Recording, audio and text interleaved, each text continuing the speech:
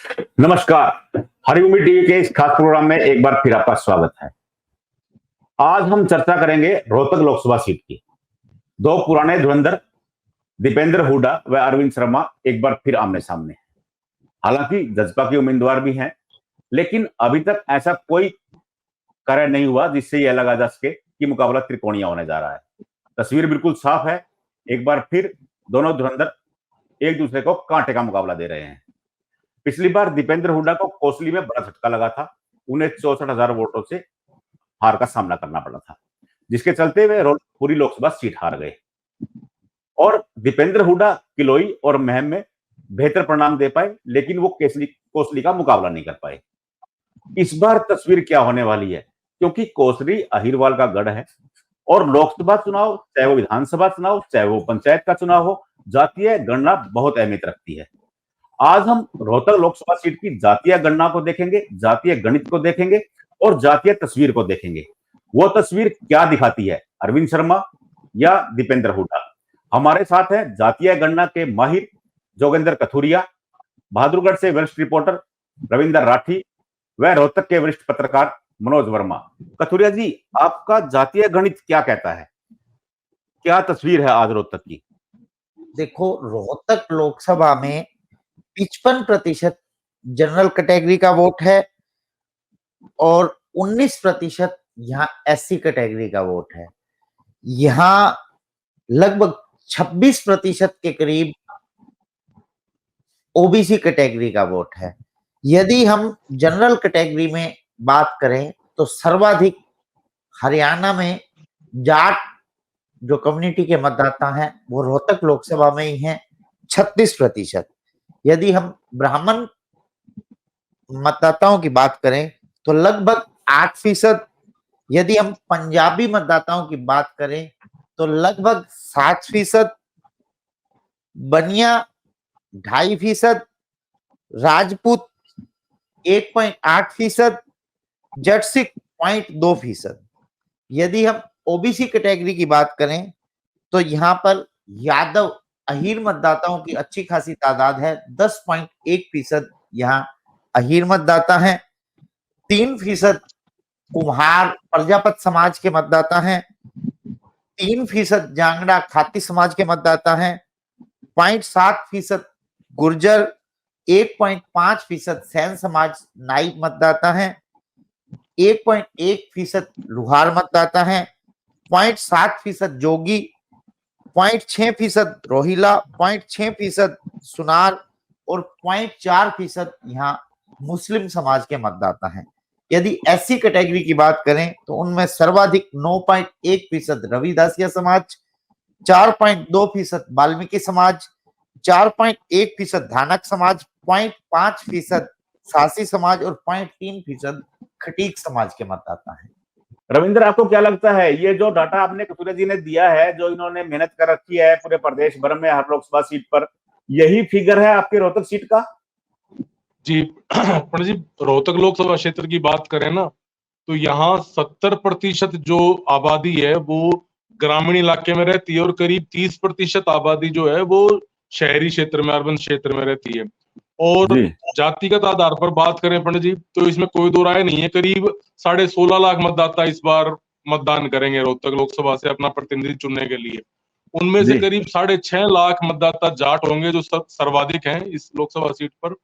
और उसके बाद अगर बात करें तो करीब 3 लाख अनुसूचित जाति के वोट हैं और करीब 1.25 लाख अहिर जाति के वोट हैं। करीब 1,30,000 के आसपास यहाँ पंजाबी मतदाता है, 1,15,000 के आसपास यहाँ 1,20,000 के आसपास ब्राह्मण मतदाता है। तो जो फिगर कथुरिया जी ने बताया लगभग इसके आसपास का, कथुरिया जी ने यही फिगर दिया है जो आप बता रहे हो?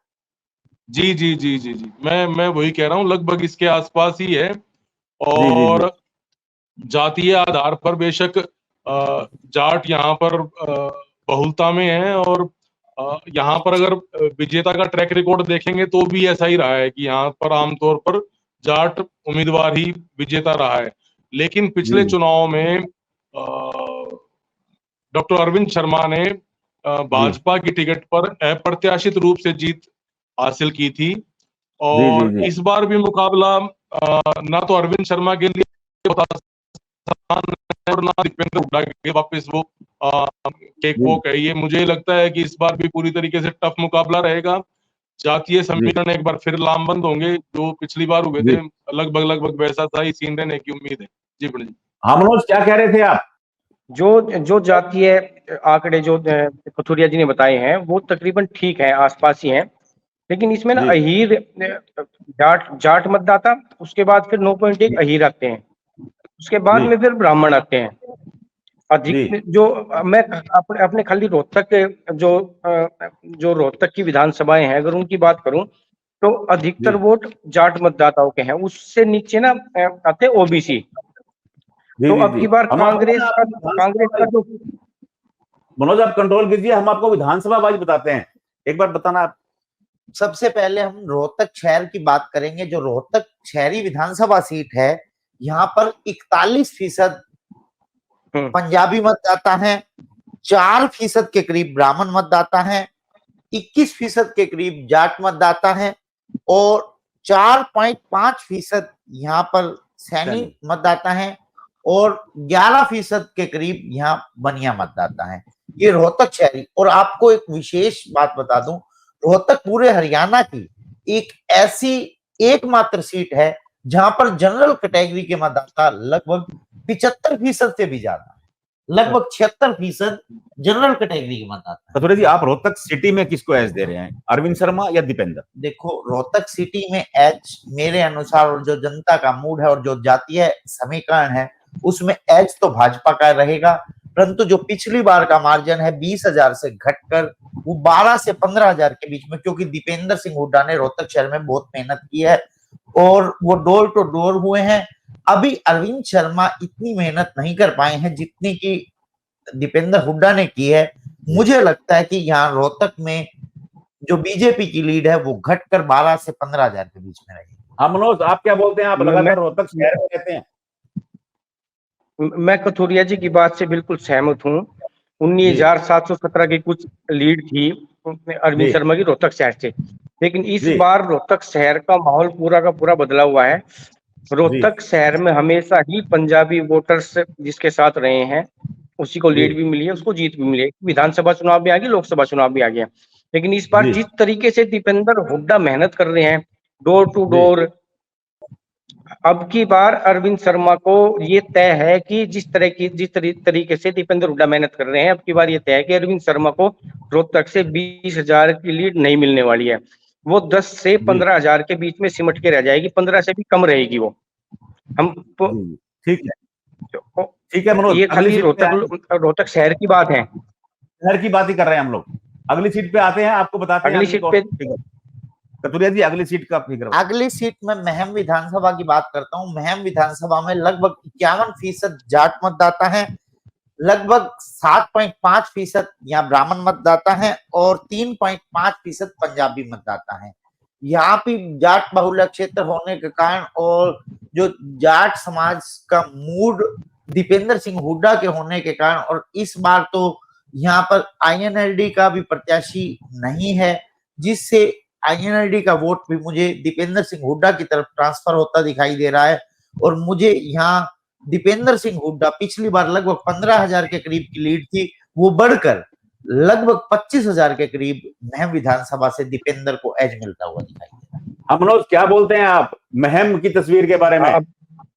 जो तस्वीर हमें दिखा रहे हैं कथुरिया जी, वो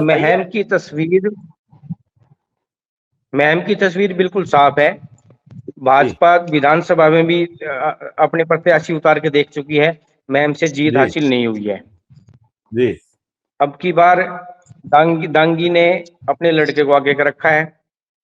दूसरा एक फैक्ट इसमें ये भी आएगा, जो रविंद्र सांगवान है वो महम से ही है, खरकड़ा गांव से है, जो भाजपा नेता शमशेर खरकड़ा गांव है, जो जजपा के उम्मीदवार है रविंद्र सांगवान।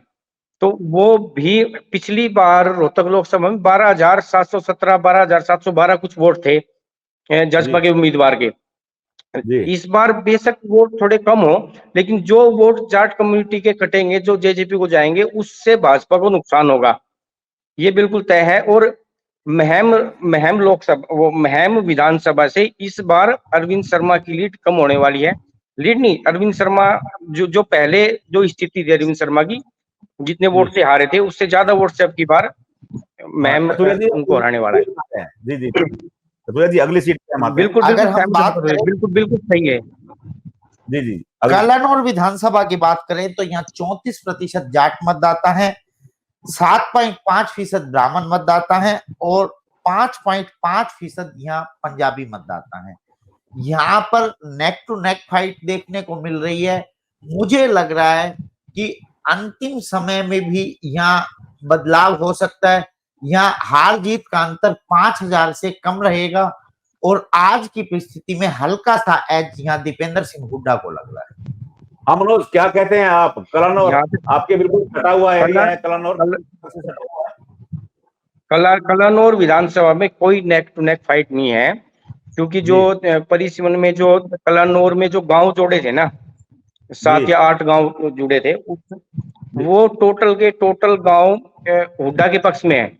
ये सर्वविदित है, वो सभी गांव हुड्डा के पक्ष में है। पिछली बार बेशक कांग्रेस की विधायक शकुंतला खटक थी, 5,000 समथिंग के पास से अरविंद शर्मा जीतते थे, लेकिन इस बार माहौल, मैं गांव में गया हूँ, 6 या 7 गांव में गया हूं मैं, इस बार माहौल बदला हुआ है और पूरी तरह हुड्डा के पक्ष में है इस बार माहौल कलानौर का। तो वो 5,000 की लीड यहाँ से टूटने वाली है अब की बार। देखो, एक चीज मैं आपको बता दूं, जो शहरी मतदाता है 1 लाख के करीब है। रोहतक शहर के 8 नगर निगम के वार्ड कलानौर विधानसभा में आते हैं और कलानौर जो खुद शहर है वहां भी लगभग 15,000 के करीब मतदाता है।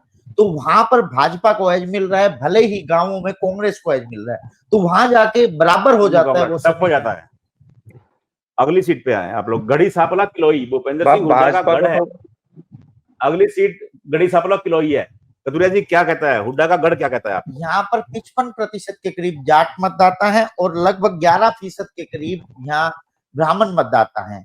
यहाँ एज पहले सभी को पता है, सभी जानते हैं कि यहाँ भूपेंद्र सिंह हुड्डा का गढ़ है। लीड पिछली बार 45,000 थी, इस बार वो बढ़कर 55 से 65 के बीच, लगभग 60,000 के बीच मुझे दीपेंद्र सिंह हुड्डा जीतते हुए दिखाई दे रहे हैं गढ़ी सांपला किलो। मनोज क्या लगता है कि थोड़ी सी कह रहे हैं कि कृष्णमूर्ति हुड्डा के आने से कोई फर्क नहीं है, बल्कि नुकसान ज्यादा हो रहा है भाजपा को, आपको यही लग रहा है? मैं गढ़ी सांपला किलो हल्के की बात करूं तो यहाँ पे सेकंड नंबर पे ओबीसी मतदाता आते हैं। जाट मतदाताओं के बाद ओबीसी मतदाता आते हैं। तो इस बार इनका फोकस कांग्रेस का फोकस ओबीसी पे है। अगर आप बिल्कुल डायरेक्ट जीत की बात कर रहे हैं कि 45,000 से ज्यादा पिछली बार जीते थे, अब की बार ये मार्जिन बढ़ेगा या घटेगा? बीच में कृष्ण मूर्ति हुड्डा भी आ गए हैं। कृष्ण मूर्ति बढ़ेगा। कृष्ण मूर्ति हुड्डा के पास अपने जितने भी वोट हैं, 2,000 है, 3,000 है, 5,000 है, वो उनके अपने अलग उनके ही वोट है, वो जहां पे कहेंगे वो डाल लेंगे। लेकिन इतने वोट से कोई मार्जिन घटने वाला नहीं। कृष्ण मूर्ति हुड्डा का कोई खास फर्क नहीं पड़ना है गढ़ी सांपला किलो में आने से भाजपा पे। कांग्रेस इस बार गढ़ी सांपला किलो से पहले से ज्यादा जो माहौल बना हुआ है वो पहले से अच्छा माहौल है। यही कह रहे हैं हमारे मनोज जी, कांग्रेस के लिए अच्छा माहौल है गढ़ी सांपला किलो पे। एक बार कृष्ण मूर्ति हुड्डा जी हजका की टिकट पर खुद लोकसभा का चुनाव लड़े थे। उस समय उनके स्वयं के वोट आए थे। वो आज से 10 साल पहले की बात है। 10 साल वो अपने कार्यकर्ताओं का काम नहीं करवा पाए, तो उससे तो उनके व्यक्तिगत वोट घट रहे हैं। किसी को ट्रांसफर करवाना तो और भी टफ बात होती है। अगली सीट पे आते हैं। अगर हम झज्जर जिले की बात करें तो सबसे पहले झज्जर शहर की बात करेंगे। झज्जर शहर में जाट जाति के मतदाताओं की जो संख्या वो 33.5% है और यादव मतदाता अच्छे खासे यहाँ 12.5%। यहाँ भी लिटिल बिट एज दीपेंद्र को रहेगा। मार्जिन लगभग 5 से 10,000 के बीच में दिखाई दे रहा है आज। राठी जी क्या बोलते हो आप झज्जर शहर के बारे में? कथुरिया जी हमें तस्वीर दिखा रहे हैं, ये तस्वीर सही है या आपको? ऐसा ही रहेगा पंडित जी। सीन क्या है, झज्जर विधानसभा की बात करें तो जो एडजॉइनिंग जो ग्रामीण इलाका है वहां पर कांग्रेस मजबूत है और जो शहर का क्षेत्र है, अर्बन क्षेत्र है, वहां भाजपा को बढ़त मिलती हुई दिखती है। पिछली बार 5,000 समथिंग वोटों से दीपेंद्र हुड्डा को लीड मिली थी, जी तो वही सीन मेरे को लगता है कि उसमें बहुत ज्यादा बदलाव होने नहीं जा रहा। जी। कथुरिया जी, अगली सीट अपनी बेरी। बेरी में 54% जाट मतदाता है और लगभग 12% ब्राह्मण मतदाता है। मैं यदि बात करूं, बेरी में दीपेंद्र सिंह हुड्डा की लीड लगभग 30,000 के करीब हो सकती है। देखो, अभी मैंने वहां के स्थानीय पत्रकारों से जब बात की तो वो बोले कि भाजपा के जो वर्कर्स हैं वो ज्यादा काम कर रहे हैं। उनकी जब स्थानीय चुनाव होगा विधानसभा में, रघुवीर सिंह कादियान के प्रति नाराजगी हो सकती है, परंतु जो लोकसभा का चुनाव है दीपेंद्र सिंह हुड्डा के प्रति बेरी विधानसभा में कोई लंबी चौड़ी नाराजगी नहीं दिखाई दे रही। मुझे लगता है आखिरकार ये वोट आकर दीपेंद्र सिंह हुड्डा को ही डलेगा। लीड पिछली बार से बढ़ेगी दीपेंद्र सिंह हुड्डा की, लगभग 30,000 के करीब मुझे दिखाई दे रही है। हरविंदर, आपका एरिया है बेरी, मैं तस्वीर पंडित जी बहुत ज्यादा इस तर्क से सहमत नहीं हूँ। मेरा अपना तर्क है। मैं ये मानता हूँ जो चीजें फिलहाल सुनाई दे रही हैं, अभी नामांकन हुआ है, नामांकन दाखिल हुए हैं, और फिलहाल जो हम जिस मतदाता को 6.5 लाख जाट मतदाता है पूरे लोकसभा क्षेत्र की बात करें, लगभग हर विधानसभा में यही समीकरण है। अर्बन सीट्स को, 2 अर्बन सीट्स को छोड़ दें तो उसमें वहां क्या है पंडित जी, की जो जाट मतदाता है वो ज्यादा वोकल है अपेक्षाकृत गैर जाट मतदाता के, जिसमें पिछड़ा वर्ग भी आता है और अनुसूचित जाति के वोट भी आते हैं। तो वोकल वोट वैसे एक तो ज्यादा है और फिर वो वैसे ज्यादा उसकी आवाज तेज है, तो ये महसूस होता है कि दीपेंद्र हुड्डा को बहुत ज्यादा वोट मिल रहे हैं। मतलब कोई कह रहा है, आप किसी ग्रामीण इलाके में जाके बात करेंगे तो कोई 4 लाख से जिता रहा है, कोई 2 लाख से जिता रहा है, लेकिन स्थिति वैसी नहीं है। जो भाजपा का वोटर है वो रोहतक लोकसभा क्षेत्र में विशेषकर जो शहरी सीट है वहां पर लगभग खामोश स्थिति में है, और वो मुझे लगता है सिर्फ मतदान करेगा बजाय दावे प्रतिदावों के। जी आप क्या कह रहे हैं, जो बाजना वोट है वो दीपेंद्र के पास है, उसको बाजना वोट बोलते हैं ना, जो शोर करता है। हाँ बिल्कुल बिल्कुल बिल्कुल, वोकल वोट जो है, जो हाँ बिल्कुल बिल्कुल। जी। अगली सीट पे आते हैं। अगली सीट हम बात करेंगे कोसली, जो रेवाड़ी की सीट है, और 274 बूथ हैं, लगभग 3 लाख के करीब मतदाता है। यहाँ 55% यादव मतदाता हैं और यहाँ 4.6% ब्राह्मण और 4.9% जाट जाति के मतदाता हैं।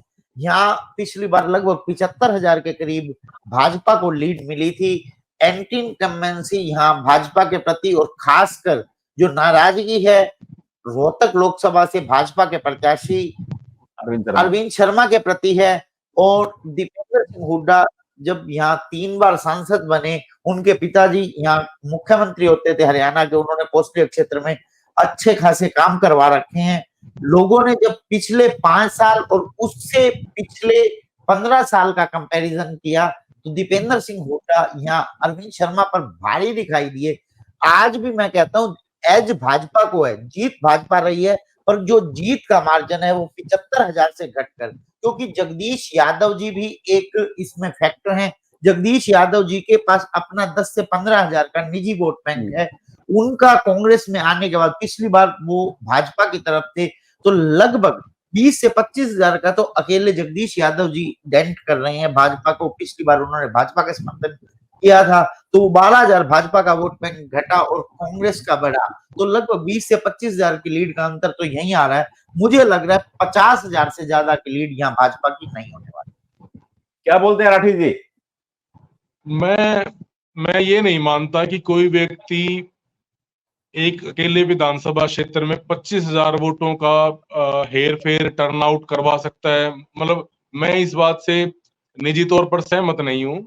और दूसरा, मेरे को ये लगता है कि चुनाव आते आते स्थितियां बदलेंगी। फिलहाल दीपेंद्र बहुत आगे दिख रहे हैं, इसमें कोई दो राय नहीं है, लेकिन मैं जितना अहिरवाल क्षेत्र को जानता हूं, वहां पर राव इंद्रजीत की पकड़ किसी अन्य अहिर नेता के मुकाबले बहुत बहुत मजबूत है, और मुझे लगता है कि भाजपा जीतेगी वहां से। कथुरिया जी कह रहे